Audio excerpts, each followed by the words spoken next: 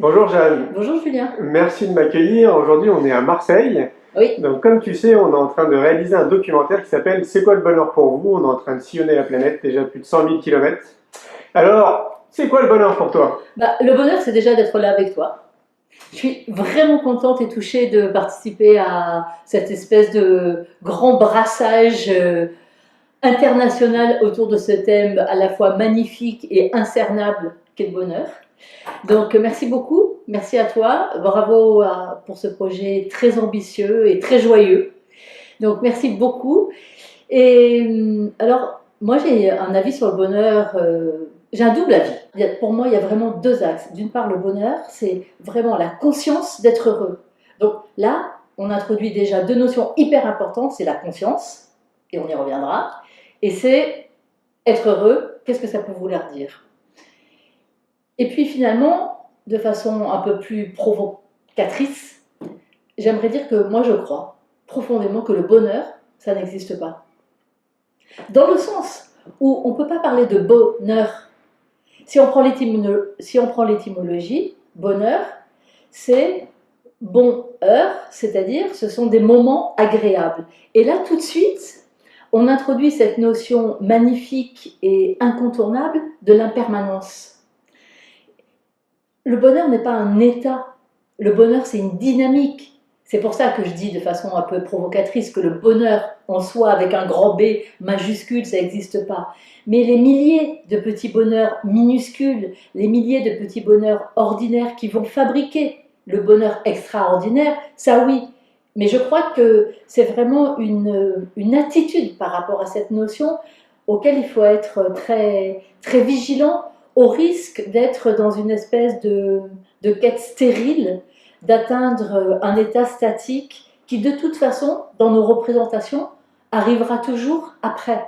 Quand on aura telle ou telle fonction, métier, quand on aura gagné tel ou tel argent, quand on habitera tel ou tel endroit, quand on sera avec telle ou telle personne en couple, ou au contraire qu'on sera séparé de telle ou telle personne, quand on aura des enfants, quand les enfants seront grands, quand les enfants seront en classe, quand les enfants... Oh bon, bref, c'est toujours une espèce de promesse de bonheur qui viendrait après et qui du même coup crée une forme de leurre qui nous empêche d'être présents dans nos vies et, et de savourer et de capturer.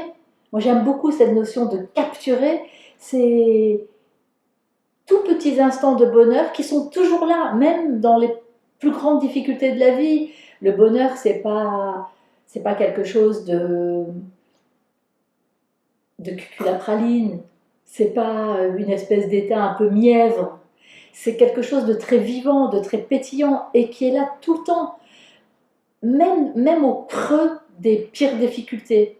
Et plus on va être attentif à se relier, à voir, à prendre conscience de ces éclats de bonheur, de sensations de bonheur, de conscience qu'on est heureux, qu'on est bien, plus on va alimenter notre réserve et nos ressources à l'intérieur de nous qui nous permettront d'avoir tous ces trésors dans lesquels on pourra l'épuiser précisément dans les moments les plus difficiles. Donc, je trouve qu'il y a vraiment ces deux idées, c'est-à-dire la conscience d'être heureux, cette prise de conscience que là, par exemple, je peux discuter du bonheur dans ma tête, ou alors je peux faire des micro-instants de conscience avec moi-même, de ressenti, et de me dire, tiens, qu'est-ce que je ressens là juste maintenant, et m'installer dans cet espace à l'intérieur de moi qui me permet d'être vraiment là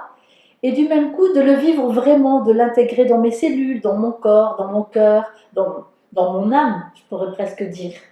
Et à ce moment-là, ça prend sens pour moi et ça s'inscrit dans ma vie. Si je suis dans ce moment uniquement avec mon mental, je vais le vivre, peut-être que je vais m'en souvenir comme un événement de ma vie, mais il est plus probable que je l'oublie assez vite finalement, parce que ça ne sera pas vraiment inscrit. Mais si je fais cet effort de conscience, de revenir vers moi, de ressentir, de me dire tiens, ouais, vraiment parler du bonheur, c'est quand même un vrai bonheur, et je peux le ressentir et ça me fait Et là, pendant que je parle, ça me fait presque, non pas presque, ça me fait en vrai des espèces de petits pépilements à l'intérieur de moi. Et bien à ce moment-là, ça s'inscrit au plus profond de mes cellules et ça dilate quelque chose.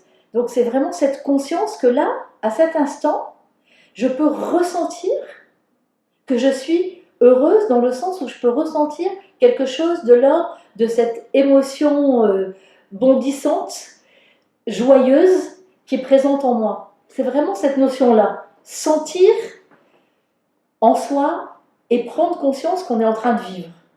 Est-ce qu'on parle de méditation de pleine conscience?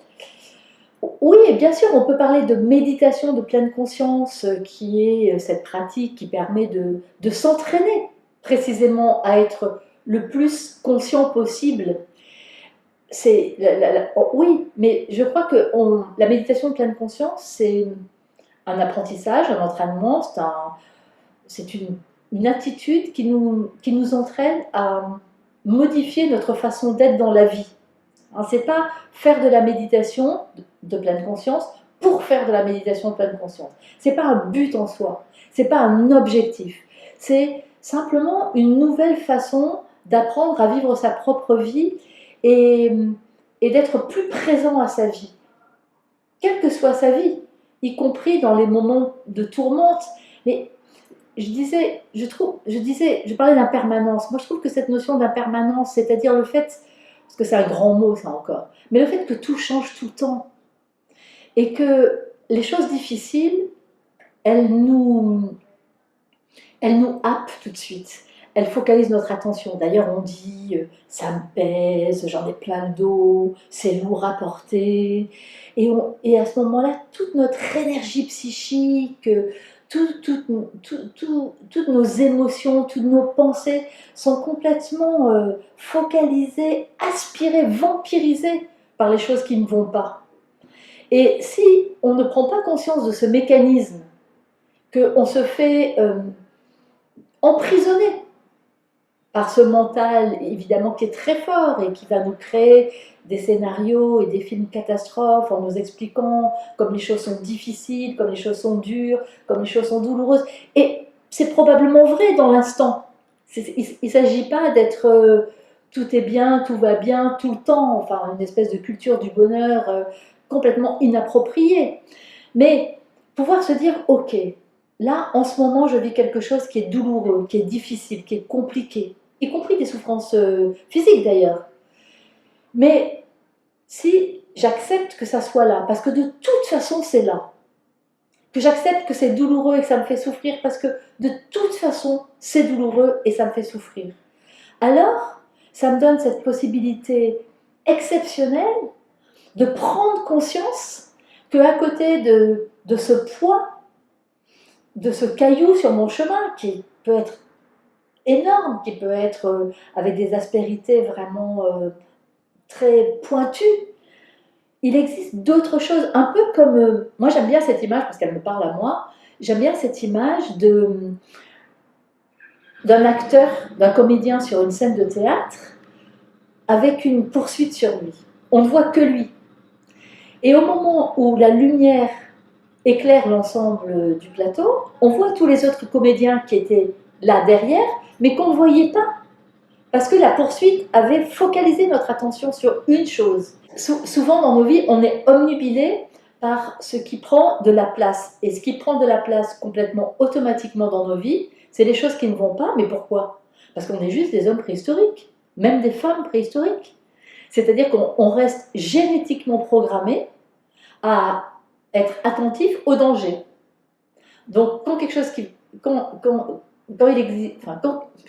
il y a quelque chose qui ne va pas, notre cerveau et notre cerveau le plus archaïque va repérer le danger et va focaliser l'attention pour savoir quelle stratégie adopter pour la survie.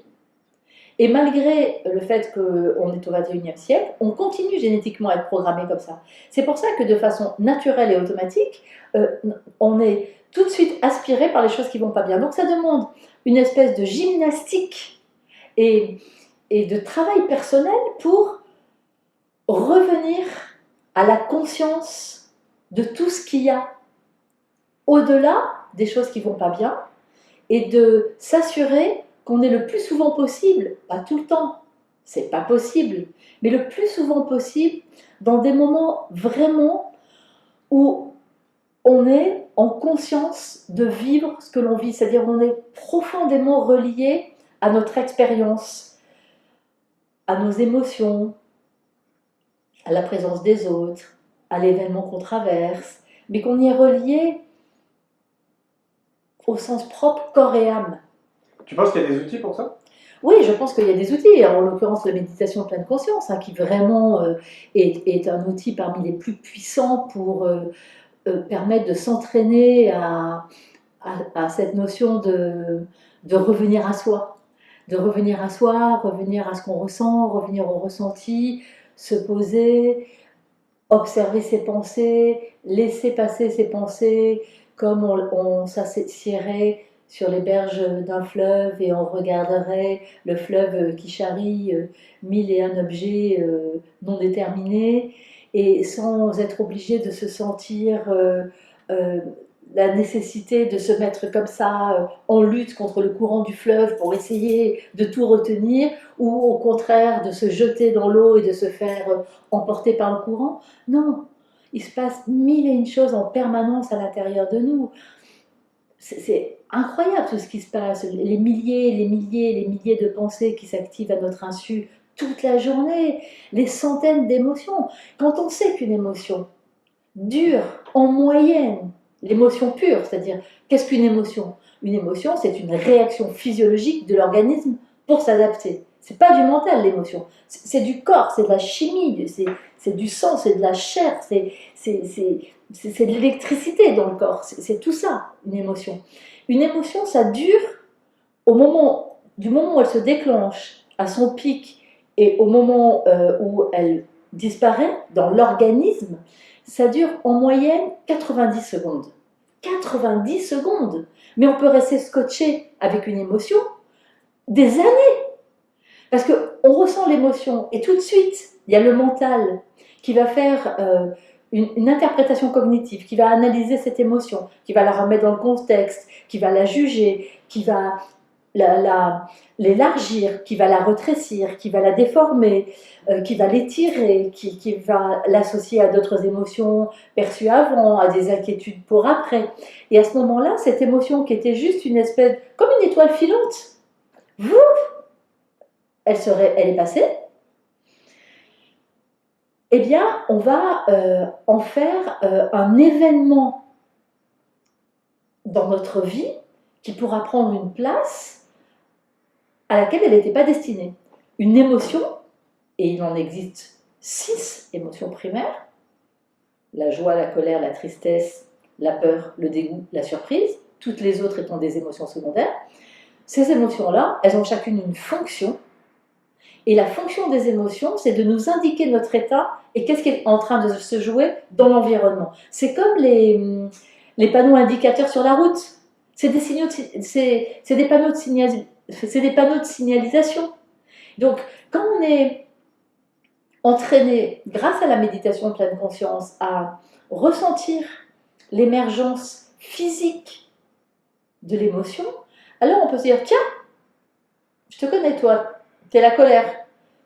Qu'est-ce qui se passe là? Qu'est-ce qui est en train de se jouer en moi, autour de moi, avec cette personne, dans ce contexte, qui fait que tu arrives? De quoi tu me parles? Ouais, alors, tu prêches à convaincu. J'espère. Ouais, pour moi, c'est une certitude.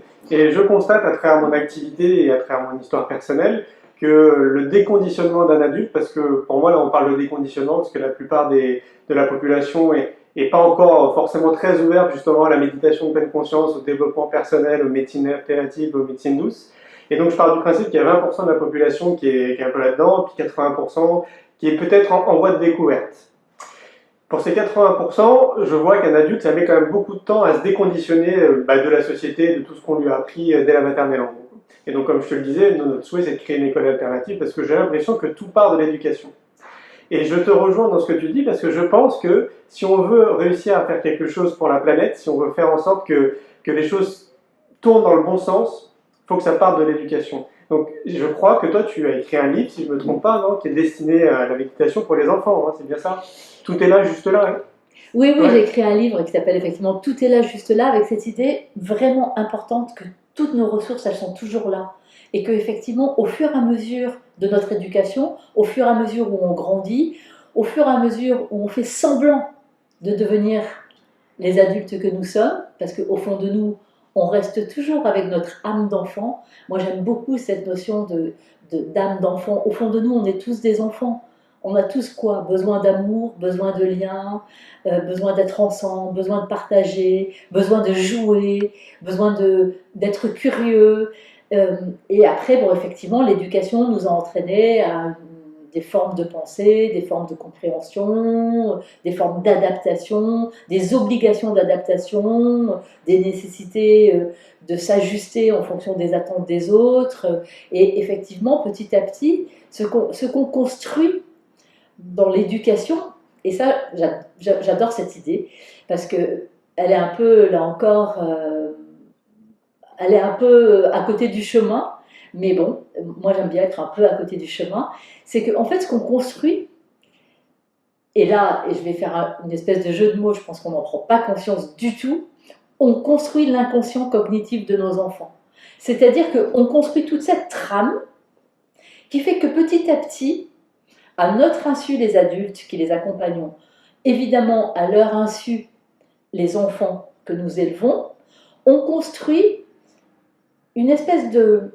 comme une, oui, comme une toile que l'on tricoterait avec des fils de couleurs différents, avec des matériaux différents, une espèce de trame qui va être le fond de leurs pensées, de leur fonctionnement et de leurs émotions, sur lequel on va imprimer, bien sûr, ben, déjà des choses qui appartiennent au transgénérationnel, et puis nos pensées, nos croyances, nos idées, notre façon de voir le monde, ce qu'on va considérer comme la bonne éducation qu'il faut donner à nos enfants, et puis après on va évidemment se retrouver à l'école, et puis il y a un certain nombre de personnes, on ne sait pas très bien qui, ni très bien pourquoi, aujourd'hui en tout cas, a décidé qu'il fallait apprendre les choses à tel rythme, à tel âge, de telle façon.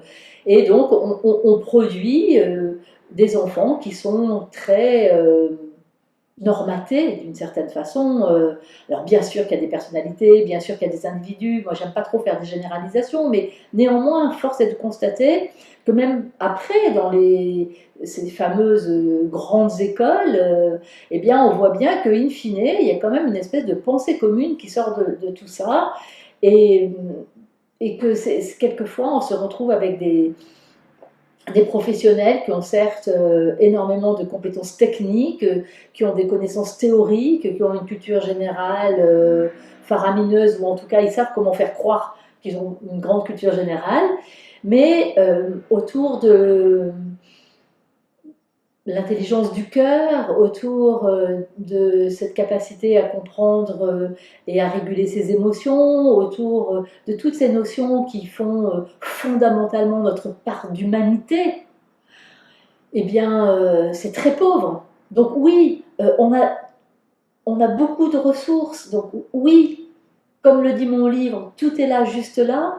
Et moi, je suis une grande militante de introduire la méditation de pleine conscience à l'école, tout petit. Ça coûte rien. On nous prend la tête avec des mesures de dingue.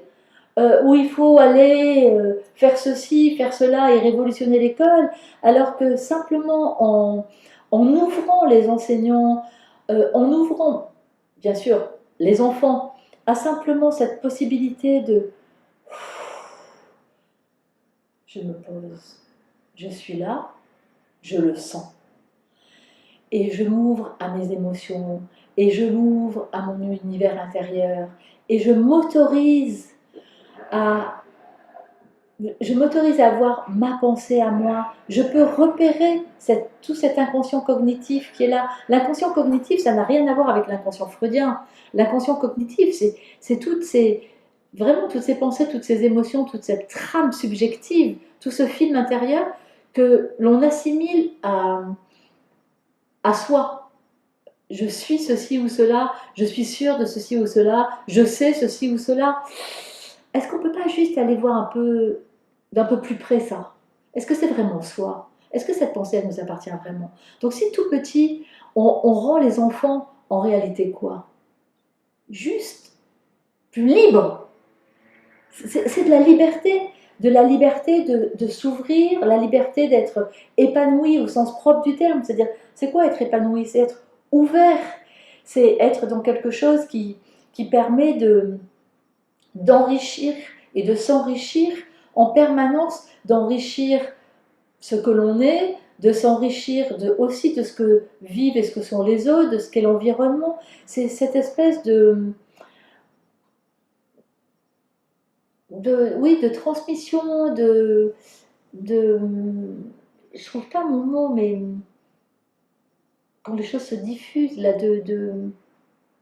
enfin, en tout cas, cette idée que les choses doivent circuler, en tout cas, et, et à l'école, et dans l'éducation, parce que mon livre Tout est là, juste là, donc la méditation pour les enfants et les adolescents, s'adresse bien sûr aux enseignants, s'adresse aussi, parce que moi je suis psychologue, je travaille avec des enfants et des adolescents en difficulté depuis des années, avec des adultes aussi, avec des enfants, des ados et des adultes, avec quelquefois des difficultés très particulières. J'ai fait énormément de formations dans plein de champs différents, plein de psychothérapies différentes, et très honnêtement, et vraiment, enfin très intimement, enfin, c'est ma force de conviction perso, je n'ai jamais rencontré de toute ma vie professionnelle jusqu'à ce jour une pratique plus puissante et plus révolutionnaire, mais vraiment révolutionnaire, même si c'est une pratique millénaire, bien sûr on le sait, mais révolutionnaire pour notre siècle, pour notre époque, pour notre humanité de demain, que la méditation de pleine conscience.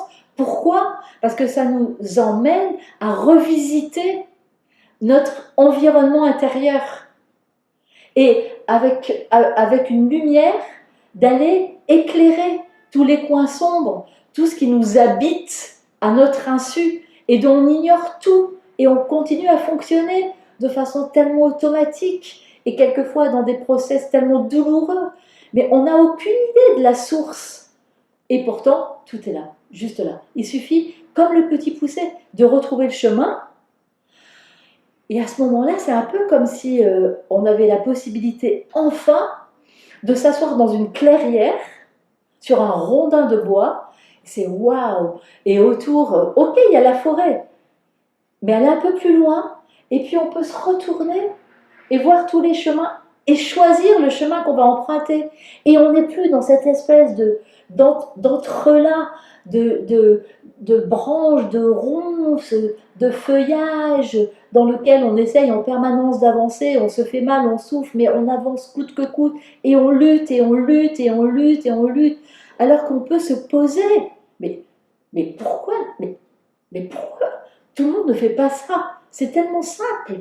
À t'écouter, on a l'impression que ce serait justement une des clés pour tendre vers le bonheur. Mais bien sûr que c'est... Mais moi, je ne crois pas que c'est une des clés. Je crois que c'est la clé.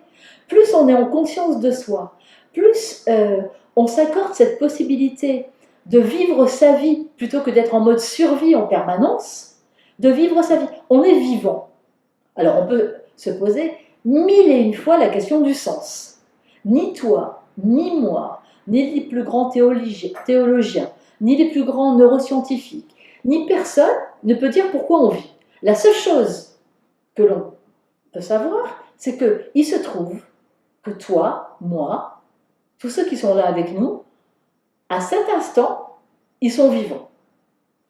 C'est la seule possibilité. Donc, puisqu'on est là, le sens de ma vie, le sens de nos vies, c'est de donner du sens profond à la vie qu'on est en train de vivre et de s'y installer dans cette vie et de dilater cette vie et de jouer avec cette vie et de prendre du plaisir dans cette vie, parce que de toute façon, des emmerdements, des malheurs, des problèmes, on en aura plein.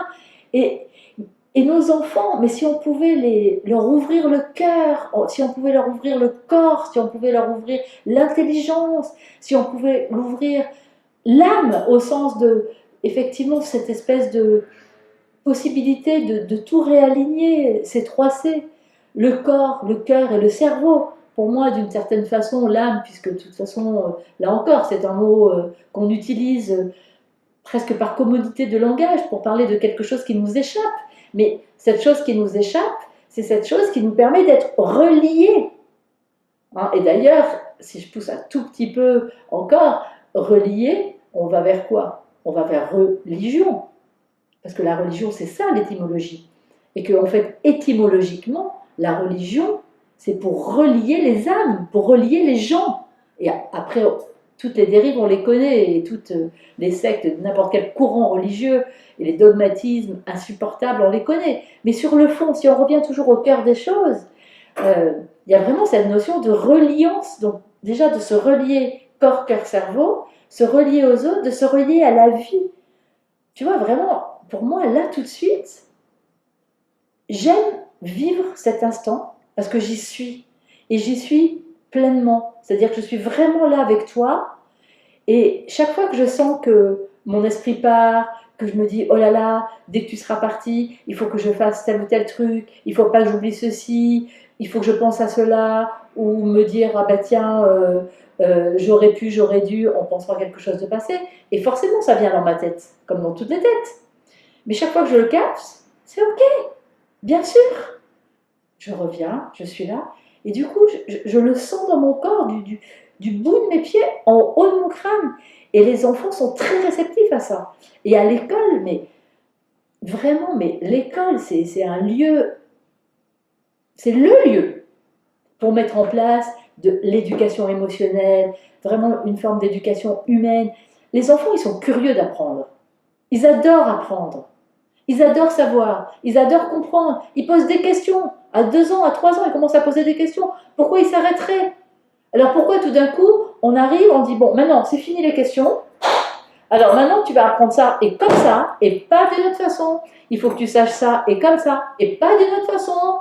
Il faut que tu restitues les choses comme je te le dis, et surtout sans aucune imagination, sans aucune créativité, sans aucune pensée personnelle. Je veux juste savoir si tu as ingurgité le cours marqué dans le programme, alinéa 3, paragraphe 4, parce que moi, le prof, je vais être noté là-dessus. Donc tu es gentil, tu vas, toi, l'élève, me permettre à moi, le prof, d'avoir une bonne note. C'est ça l'éducation beaucoup aujourd'hui. Bon, je suis peut-être un peu virulente, ou pas. Mais en tout cas, je trouve que ça serait tellement facile de changer l'école, d'avoir une école de la bienveillance. Dans les groupes d'enfants et d'adolescents que nous faisons, nous, là, ces programmes de Mindful Up que j'ai conçus et pour lesquels nous formons des praticiens Mindful Up, justement pour étendre cette pratique au maximum, je pourrais dire que l'ossature de ces programmes, s'il y a vraiment quelque chose qu'on va le mieux possible essayer d'imprimer au fond de la cellule des enfants, des ados avec lesquels on fait ce chemin, c'est la bienveillance. Bienveillance, c'est bénévolence, c'est vouloir du bien. Tu rejoins très très Mathieu Ricard. Oui, mais bien sûr, mais je crois que à partir du moment où on est dans cette démarche, c'est ça qui est d'ailleurs assez particulier, c'est qu'on ne peut plus être dans des rivalités de pensée, on est beaucoup plus dans des communions de pensée. Et ensuite, après, chacun de sa place, moi je suis psychologue et je suis psychothérapeute et je fais beaucoup de formations. Donc moi je considère que ma part de mission dans ce grand projet, c'est eh bien, effectivement l'éducation, les enfants, les ados, les parents. Les parents, mais quel stress! Mais comment on peut décider d'être parent aujourd'hui? Là aussi, c'est inconscient au vrai sens du terme, parce qu'effectivement, on est dans un truc où on s'aime. Effectivement, s'aimer, c'est formidable, hein, bien sûr. Hein, mais, et puis, hop, on fait un enfant parce que, ben, je ne sais pas bien pourquoi en réalité. C'est pas réfléchi. C'est surtout, oui, c'est ça, c'est pas mis en perspective. On fait un enfant parce que c'est quand même aussi génétiquement programmé, quand même tout ça aussi. Hein. C'est la reproduction, c'est la survie de l'espèce. On est encore vraiment des espèces de gens préhistoriques, hein, vraiment. Hein.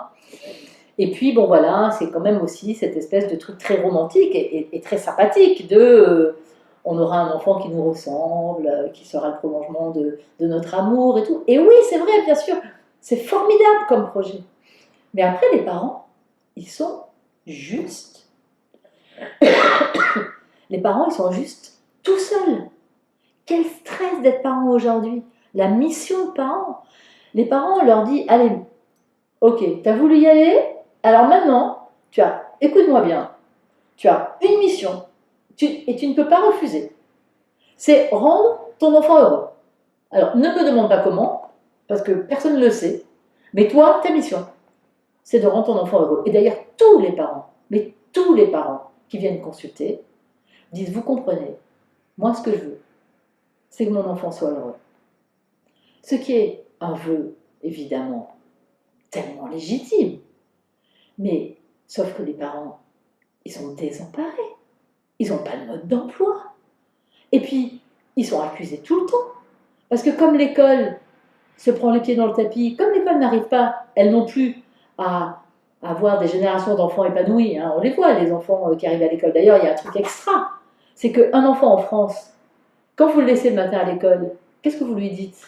Bon courage. C'est horrible. On dit bon courage.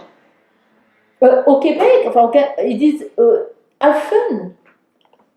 Alors, je ne crois pas que le système américain soit beaucoup mieux que notre système en France. Hein. Il faut pas, ce mythe américain, il faut faire attention, enfin, à mon sens. Mais bon courage.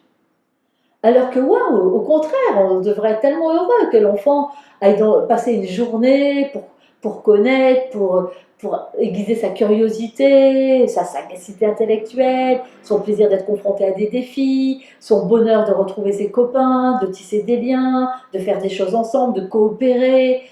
Tout ça, enfin vraiment, l'école, ça pourrait être un endroit, mais qui soit le creuset de l'épanouissement de l'enfant. C'est une certitude. Mais c'est un endroit magnifique, l'école. C'est devenu une espèce d'angoisse pour les parents. Parce que les parents sont angoissés. Quand ça ne va pas à l'école, l'école accuse les parents de ne pas permettre à l'enfant de réussir. Le parent va accuser l'école d'être à l'origine des difficultés de l'enfant. Vous allez voir des psys, et là je prône contre les psys, et je l'assume, que les psys, encore aujourd'hui, continuent à faire porter aux parents la responsabilité des difficultés de leur enfant. Mais ça suffit, il faut les aider, les parents, il faut les accompagner. Il faut qu'ils gagnent leur vie, qu'ils courent, qu'ils élèvent leurs enfants, qu'ils les fassent travailler le soir, qu'ils les occupent, qui leur permettent de faire des activités artistiques, culturelles, et puis après les cours particuliers. Enfin, mais moi, je vois, franchement, quand je vois le mercredi après-midi arriver, souvent les mamans, ventre à terre, amener les enfants en consultation, qui en ont déposé un là, qui vont en chercher un autre là-bas, qui ont des yeux cernés comme ça, qui sont vraiment mais au bord du burn-out. Est-ce qu'on parle du burn-out parental, du burn-out maternel?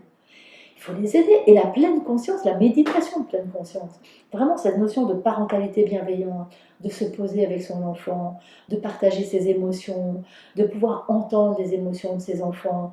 Il ne s'agit pas de... J'aime pas trop le terme, qui est le terme usuel de psychologie positive, cette psychologie contemporaine très importante qui nous donne là pour le coup des clés pour mieux comprendre comment on peut justement développer ces moments où on se sent bien, dans sa vie. C'est formidable la psychologie positive. La psychologie positive, ce que je lui reproche, c'est son nom. C'est-à-dire qu'on peut avoir l'illusion qu'il faut en permanence être positif. Non, c'est pas ça du tout, la psychologie positive. Moi, je préfère, et j'adorerais prôner le terme de psychologie des ressources, parce que je trouve que là, quand on parle de psychologie des ressources, on est plus proche de la réalité. C'est-à-dire qu'il faut arrêter d'aller essayer d'arracher les mauvaises herbes, il faut cultiver les ressources, cultiver toutes les ressources. Et c'est ça qui permettra effectivement d'avoir des grandes étendues de terre cultivée où on aura envie de gambader plutôt que d'être toujours à quatre pattes et à suer sang et eau pour arracher ces mauvaises herbes qui repoussent tout le temps. Et dans les familles, les moments comme ça de pleine conscience, de permettre aux parents d'être vraiment présents, à leurs enfants. Combien de fois vous avez des enfants qui parlent à leurs parents et qui entendent attends, pas tout de suite, attends 5 minutes, attends, il faut que j'envoie un mail, attends, je suis en train de faire cuire un truc, attends 2 minutes, attends 5 minutes. En plus, en utilisant des termes que la plupart du temps les enfants jeunes ne comprennent pas, ça veut dire quoi? Attends 2 minutes pour un enfant de 3 ans, c'est aucun sens, aucun sens. Mais c'est vraiment pouvoir s'accorder des moments aussi vraiment de pause pour être ensemble, pour renouer avec la joie d'être avec son enfant. Parce que les parents, ils sont vite excédés par les difficultés qu'ils peuvent rencontrer au quotidien avec un enfant, parce que ça les épuise. Et donc, renouer avec l'amour qui nous relie, se relier avec l'amour infini, incommensurable de cet enfant, la chair de notre chair, et qu'on ne voit plus comme ça, qu'on ne voit plus que comme celui qui met sa chambre en panique, qui vient pas à table quand on l'appelle, qui ne veut pas faire ses devoirs, qui met des heures à s'habiller, qui est encore en retard, qui n'envoie pas un texto alors qu'il est sorti. Mais c'est le stress parental qui est énorme. On parle beaucoup du stress professionnel, mais moi je trouve que le stress parental est immense. Donc vraiment, les parents, l'éducation à la pleine conscience, à la bienveillance, les enfants, l'école, l'éducation à la pleine conscience, à la bienveillance, les adultes, redevenir les experts d'eux-mêmes et remettre en chantier leur inconscient cognitif et d'aller éclairer cet inconscient cognitif pour récupérer, se réapproprier leur conscience d'être, mais voilà un magnifique projet de vie. Ah ouais, c'est formidable. Et c'est vrai qu'à t'écouter, on a l'impression que ça serait vraiment la clé, justement, pour une population beaucoup plus épanouie et beaucoup plus en conscience, et donc du coup peut-être beaucoup plus proche du bonheur qu'elle recherche. Tu sais, notre sous-titre, c'est 7 milliards d'individus, 7 milliards de définitions. Oui, oui, mais je pense que ce qu'on recherche tous, c'est se sentir bien, c'est se sentir à sa place, c'est se sentir aimé, c'est se sentir, mais vraiment se sentir vivant.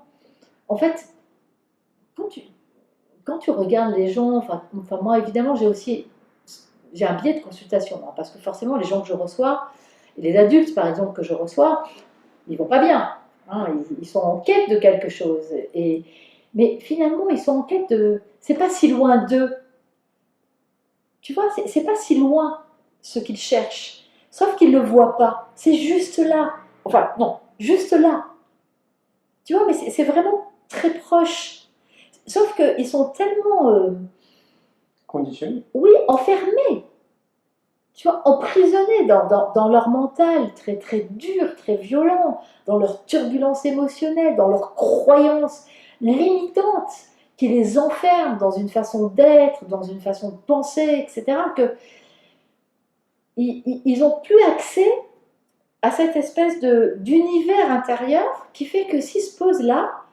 et ben tout d'un coup, ça fait vraiment un effet waouh, un effet, bah tiens, là je me sens bien. Mais il faut avoir cette espèce de mise en conscience euh, de se sentir bien. Enfin, c'est juste se sentir bien.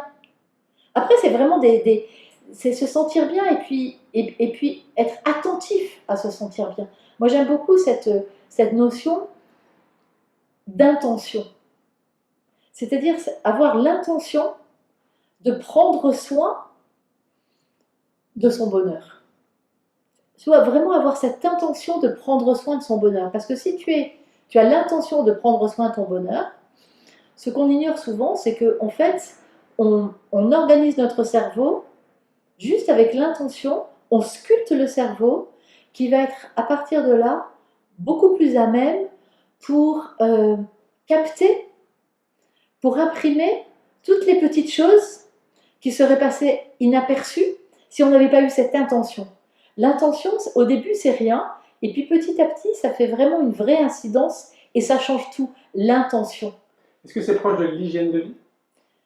Je ne sais pas trop ce que c'est l'hygiène de vie. J'ai un peu de mal avec cette notion d'hygiène. Alors, oui, si c'est l'idée que il faut être.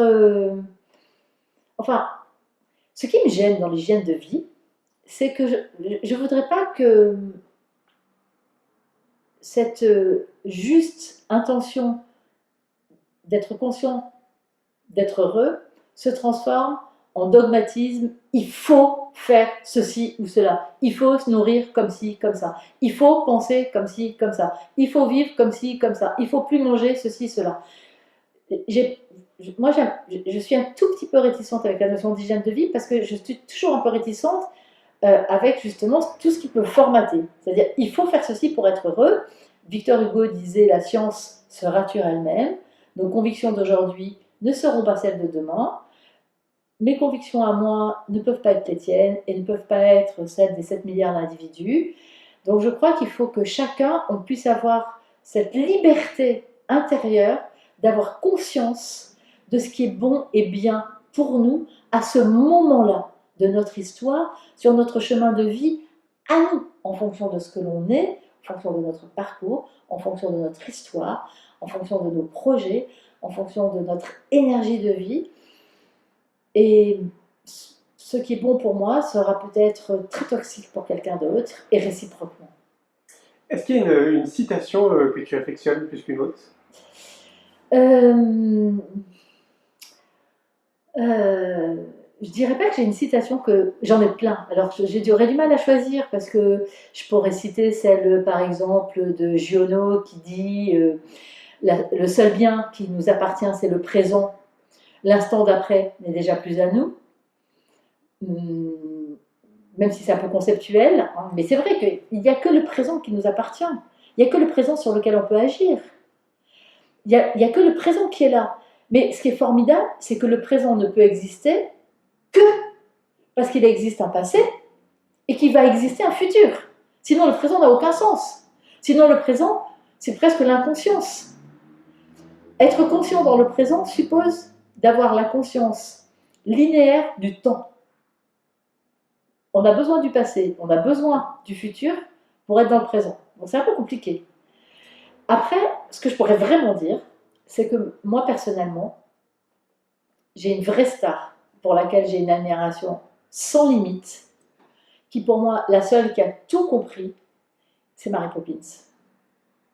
Parce que Mary Poppins, ça n'a rien à voir avec la magie ordinaire. Alors effectivement, on peut voir Mary Poppins comme un film d'enfant, et Mary Poppins qui, hop, en claquant des doigts, va faire tout un tas de trucs, mais Mary Poppins, elle nous enseigne quelque chose de fondamental, qui est vraiment la trame de tout ce film, qu'il faut voir et revoir, parce qu'il est plein de messages subliminaux et explicites et implicites, et des messages de cœur et de vie et d'humanité majeure.